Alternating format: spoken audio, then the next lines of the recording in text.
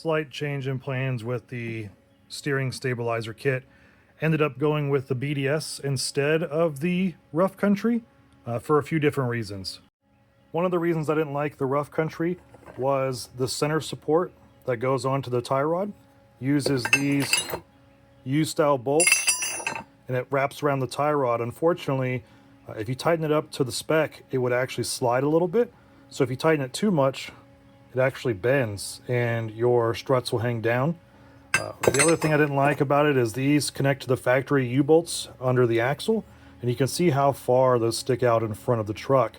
And these have actually slightly bent a little bit too, and it's just a lot of extra components sticking out of the truck, which you could hit driving around off-road or just bending over time, which worried me a little bit. So what I ended up doing was I got this BDS kit, just the mounting kit.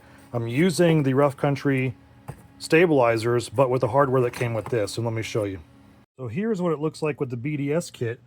As you can see, the stabilizers are actually behind the tie rod now, and they're a little bit further up. And what I was talking about with the hardware, so on the Rough Country, this bolts to the U-bolt on the front axles, and so it sticks out way out here, and this is actually what you tie the absorber to.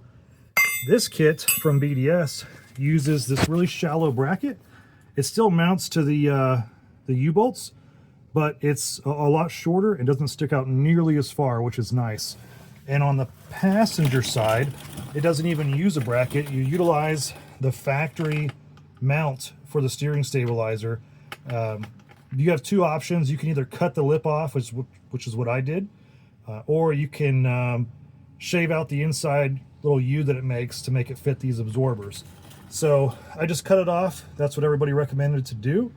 And you can actually see how much further back it sits. And then the really nice piece is the center mount. So you can see this one, it actually has a cutout to fit perfectly around the tie rod, and it kind of cups it, and it uses still the same 3-style bolts that hold it on, but the bolts that mount the absorbers are in the back, and it's just a lot cleaner setup.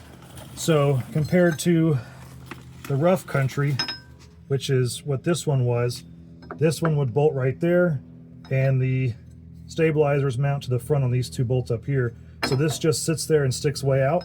This one's a lot further flush.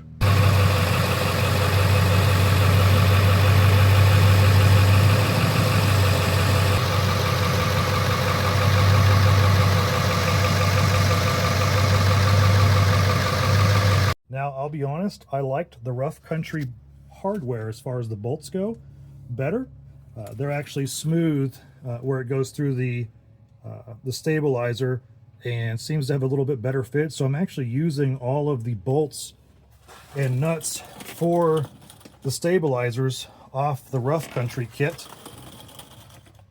But the mounting bracket for the tie rod, including the tie rod bracket mounting hardware, and the front axle mount is from the BDS kit. So kind of a half and half of each, but definitely recommend the BDS hardware. Really not have any complaints about the stabilizers themselves from Rough Country. We'll test those out later, but that is what we did. Let me know what you think.